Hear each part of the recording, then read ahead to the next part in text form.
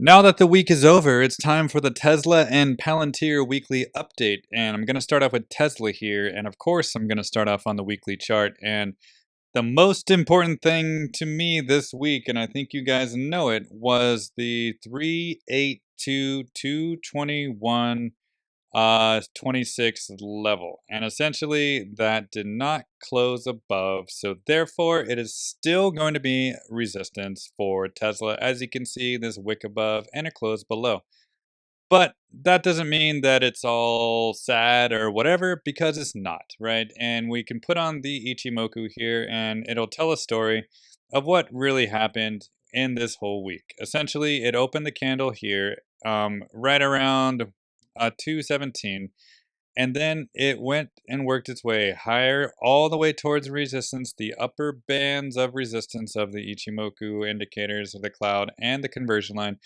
It got rejected and then came back down to test support. But support wasn't the baseline of the Ichimoku. It was actually the SMAs. And the SMAs do sit right there at 208.61 and even 205.66. So it almost even went back down to test the 50 week right there at 208.61, but it didn't quite make it.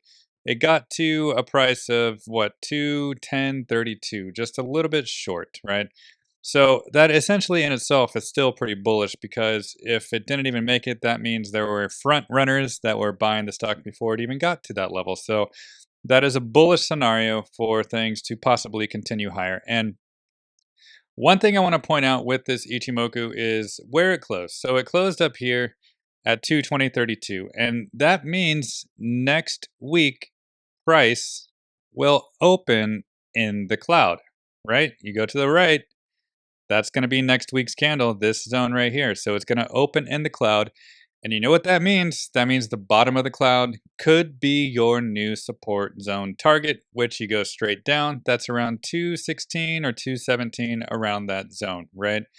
That's going to be probably your new support zone. And your resistance is still going to be the 238 all the way up to, sorry, not the 238, the 382, the 221, all the way up to the 226, 227 zone, and possibly even up to the 234.04, which is the 200-week moving average up there. So that is your range for next week. I don't really know if it's going to go below that 216, just because it's going to open in the cloud. And I think if things open in the cloud, then the bias could be towards the upside, and that would be great, right? And as time goes on, I think eventually the top of the cloud will get flipped to a support and be able to continue higher. But it's baby steps, right? The first step was to get above all this resistance. It has done that. The second step is to get in the cloud, and next week it'll open in the cloud, right? So that is going to be a good situation for Tesla going forward, right? And then the next step after that will be breaking all this resistance above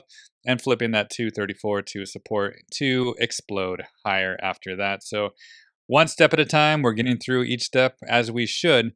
So now let's go take a look at our GAN on linear scale, just for some additional confluence.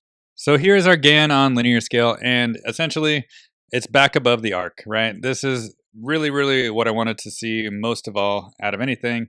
And it did it. It held it this week. It even went down to the 210s yesterday. You know, it was below it yesterday. I'm like, no, it has to close above the arc. And sure enough, it was just a fake out yesterday in the 210s, and it did close above the arc right there, which is fantastic, right? So that's even more confluence that things want to just continue above this arc and continue higher.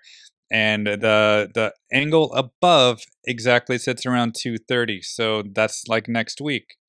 So that is more confluence with those resistance indicators I showed you on the previous screen. So could be some challenges to break above, but the point is, once it breaks above the second time, this first time was just a breakout with a back test of way down here, right? And I'll show you that back test on log scale pretty soon. But essentially, this is where the real momentum will begin, I believe, once it gets on top of this angle. And then the real explosive power will be once it flips the top arc to a support. then I'll just be game on and it'll be able to go much, much, much, much higher here on linear scale. So that's really the levels. So essentially one level at a time too, and it got through the first one right there above the arc, and the next one will be this angle above and then the arc above and then so on and so forth. So one step at a time, and so far it's making progress. And next is the GAN on log scale here, and GAN on log scale is showing something really nice too, which is what I was just talking about, the breakout and a back test, right? That's all it was on log scale. The linear scale chart didn't show it, but the log scale chart does show it, that it was just a breakout above the arc with a successful back test, and now it wants to continue higher.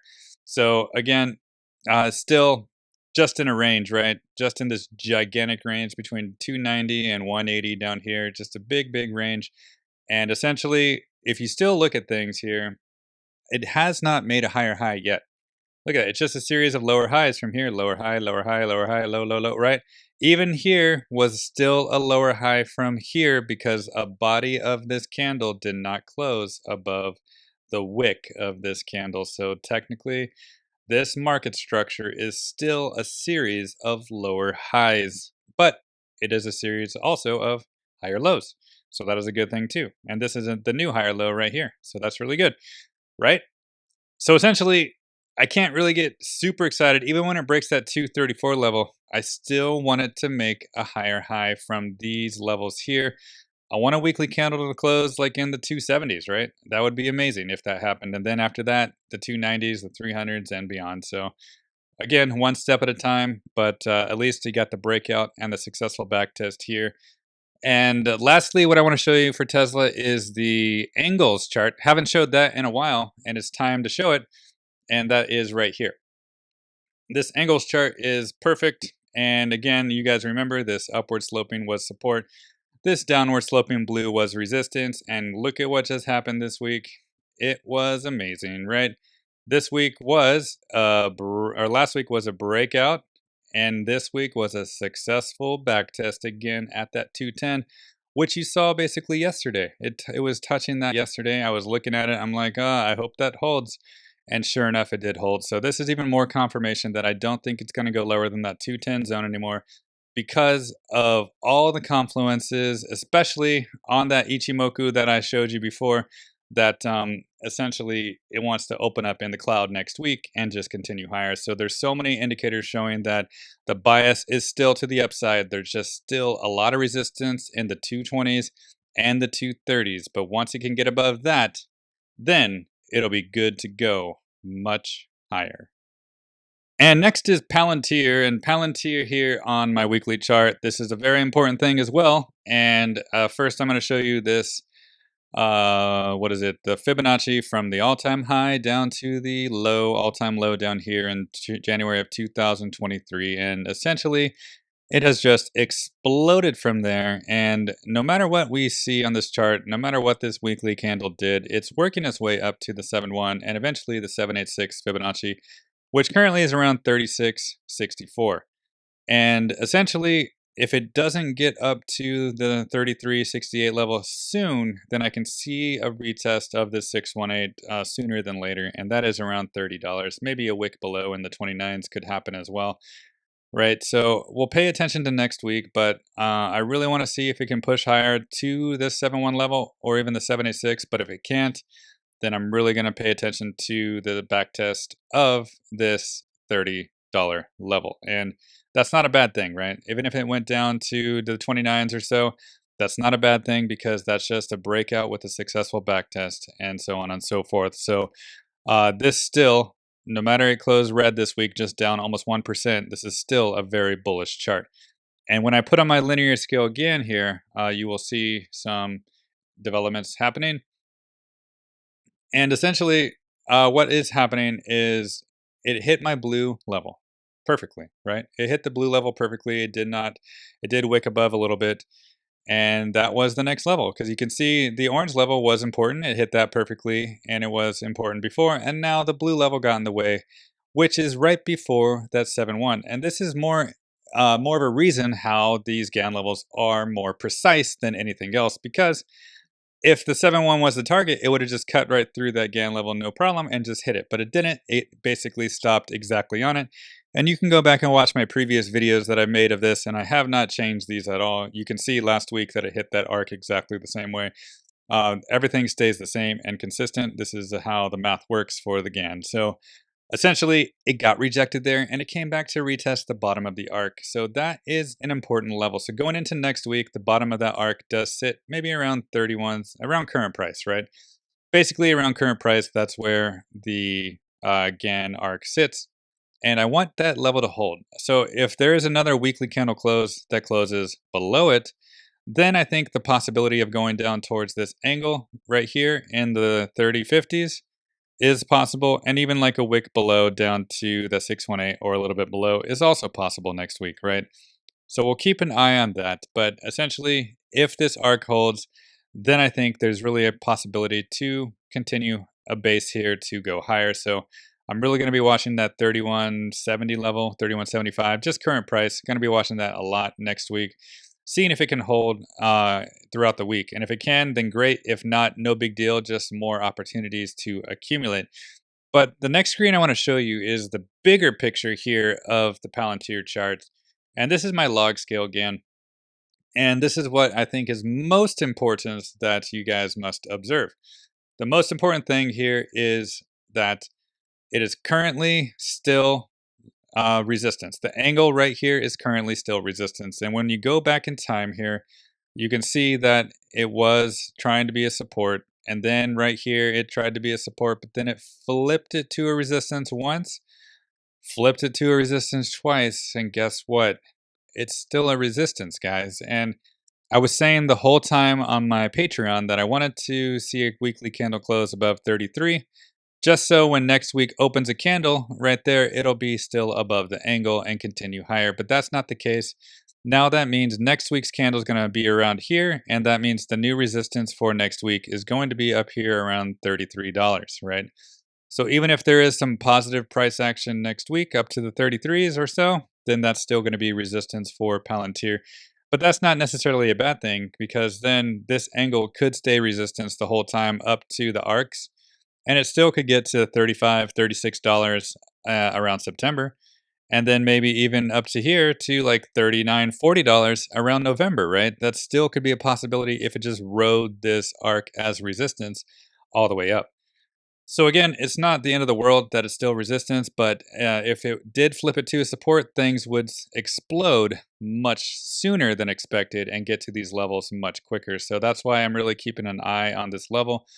And if it still stays resistance, then the chances of going back down to retest those support levels becomes greater and greater. And lastly here, I'll just put on the Ichimoku for you guys. With some of the SMAs down there, they don't really matter, so I'll take those off. But the Ichimoku, you can see that the support does sit in the 27s and 26s. So essentially, the Ichimoku doesn't even matter right now because the support is pretty far away. And I think there's a lot of support before then. So we can really just take that off. But we can just add on maybe the Bollinger Band for this one. And this is kind of like important to watch here. And the importance of this is the top of the Bollinger Band sits around 3208, right? And price closed at 3178. So it did close a little bit below. And last week it was closing above, and the week before it was closing above. So I want to see it keep pressing up against the top of the Bollinger Band simply because that'll create a more, it'll create a larger expansion of the top and the bottom, right? And that expansion is going to be really bullish, and it'll allow price to continue higher and higher. And what you don't really want to see is like when you saw right here, where price stopped pressing against the top of it, and then you can see this contraction here of the Bollinger Band. Then it got really tight, and then things squeezed a lot, right? And then when they squeeze, then it starts to press up again, it starts to expand. But you know, it's going to be a really powerful bull market if it keeps pressing up against this Bollinger Band. So I'm going to keep watching that level next week. And if price drifts farther away from the top of the Bollinger Band and goes down, then you know it's going to stop expanding a little bit, and then you know probably price is going to maybe retest those 30s or the $29 level. So that's ultimately what I'm looking at next week. I want to see maybe if price closes above this, I want to see price hold that $30 level. And ultimately, I want to see just keep pressing up against this Bollinger Band to create this expansion to see if there's going to be a positive price action in the future. But Overall, for both Tesla and Palantir, they both looking really good. They both look like they're gonna have a bright future. And even though Tesla has a lot of resistance above right now, and Palantir doesn't have too much resistance above, I think both are just gonna be ready to explode higher in the years to come.